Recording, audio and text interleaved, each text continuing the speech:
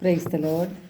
സ്നേഹമുള്ളവരെ, ജെറമിയ 17:10 തിരുവചനം പറയുന്നു, കർത്താവായ ഞാൻ മനസ്സിനെ പരിശോധിക്കുകയും ഹൃദയത്തെ പരീക്ഷിക്കുകയും ചെയ്യുന്നു. ഓരോ മനുഷ്യനും അവൻ്റെ ജീവിത രീതിക്കും പ്രവൃത്തിക്കും അനുസരിച്ച് ഞാൻ പ്രതിഫലം നൽകും.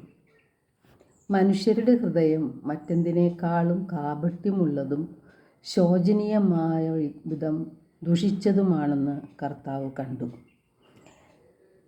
മനുഷ്യൻ്റെ ചിന്തകളും ഭാവനകളും വിചാരങ്ങളും കർത്താവ് കാണുകയും അറിയുകയും ചെയ്യുന്നുണ്ട്.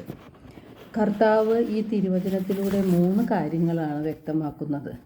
കർത്താവ് മനസ്സിനെ പരിശോധിക്കുന്നു, ഹൃദയത്തെ പരീക്ഷിക്കുന്നു, അവനവൻ്റെ പ്രവൃത്തിക്ക് അനുസരിച്ച് പ്രതിഫലവും നൽകുന്നു. അപ്പോൾ പ്രതിഫലം ലഭിക്കത്തക്ക രീതിയിലുള്ളൊരു ജീവിതമാണ് നാം നയിക്കേണ്ടത്.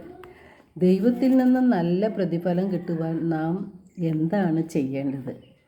നമ്മുടെ ചിന്തകളും വാക്കുകളും പ്രവൃത്തികളുമെല്ലാം ദൈവഹിതപ്രകാരമായിരിക്കണം. ദൈവഹിതം നമുക്ക് എങ്ങനെ അറിയാൻ കഴിയും? ദൈവത്തിൻ്റെ വചനങ്ങളിലൂടെയാണ് ദൈവത്തിൻ്റെ ഹിതം മനസ്സിലാക്കുവാൻ നമുക്ക് കഴിയുന്നത്. വിശുദ്ധ മത്തായിയുടെ സുവിശേഷം 7-ാം അധ്യായം 12 തിരുവചനം പറയുന്നു, മറ്റുള്ളവർ നിങ്ങൾക്ക് ചെയ്തു തരണമെന്ന് നിങ്ങൾ ആഗ്രഹിക്കുന്നതെല്ലാം നിങ്ങൾ അവർക്ക് ചെയ്യുവിൻ. ഇതാണ് നിയമവും പ്രവാചകന്മാരും. നാം സാധാരണ ചിന്തിക്കുന്നത് നാം ആഗ്രഹിക്കുന്ന കാര്യങ്ങളെല്ലാം മറ്റുള്ളവർ നമുക്ക് ചെയ്തു തരണം എന്നാണ്.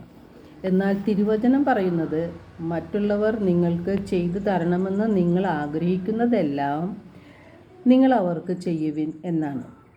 നാം എപ്പോഴും നമ്മുടെ കാര്യം മാത്രം ചിന്തിക്കുന്നവരാണ്. ഫിലിപ്പി 2:4 വിശുദ്ധ പൗലോസ്ലീഹ പറയുന്നു, ഓരോരുത്തരും സ്വന്തം താല്പര്യം മാത്രം നോക്കിയാൽ പോരാ, മറിച്ച് മറ്റുള്ളവരുടെ താല്പര്യവും പരിഗണിക്കണം. യേശുക്രിസ്തുവിനുണ്ടായിരുന്ന ഈ മനോഭാവം നിങ്ങളിലും ഉണ്ടായിരിക്കട്ടെ എന്ന്. നാടുനീളെ നന്മകൾ ചെയ്തുകൊണ്ട് ദുഃഖിതരെ ആശ്വസിപ്പിച്ചും അവരെ പരിഗണിച്ചും എല്ലാവരെയും സ്നേഹിച്ച യേശുവിൻ്റെ മനോഭാവമാണ് നമുക്ക് ഓരോരുത്തർക്കും ഉണ്ടാകേണ്ടത്. അങ്ങനെ ഉണ്ടായാൽ നന്മകൾ ചെയ്യുവാനും ദുഃഖിതരെ ആശ്വസിപ്പിക്കുവാനും അവരുടെ കണ്ണുനീർ തുടയ്ക്കുവാനും നമുക്ക് നമ്മുടെ പ്രവൃത്തികൾ വഴി സാധിക്കും. അപ്പോഴാണ് നമുക്ക് കർത്താവിൽ നിന്നും പ്രതിഫലം ലഭിക്കുന്നത്. വിശുദ്ധ ലൂക്ക എഴുതിയ സുവിശേഷം 6:43 നല്ല മനുഷ്യൻ തൻ്റെ ഹൃദയത്തിലെ നല്ല നിക്ഷേപത്തിൽ നിന്ന് നന്മകൾ പുറപ്പെടുവിക്കുന്നു. നമ്മുടെ ഹൃദയം നന്മ നിറഞ്ഞതാണെങ്കിൽ നമുക്ക് നന്മകൾ ചെയ്ത് നമ്മുടെ ജീവിതത്തെ ധന്യമാക്കാനായിട്ട് സാധിക്കും.